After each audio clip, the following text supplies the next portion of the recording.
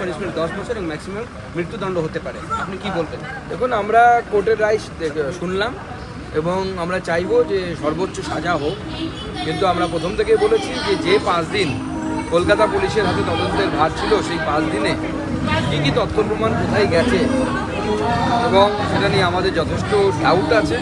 এবং তার ফলে আপাতত শুধু এই সঞ্জয় রায় ধরা পড়ল, এটা আদৌ যদি সঠিক তথ্য প্রমাণ উপস্থিত থাকতো তাহলে আর কি হতো, তাহলে সঠিকভাবে বোঝা যেত, কিন্তু এই মুহূর্তে তো বোঝার মতো পরিস্থিতিতে আমরা নেই।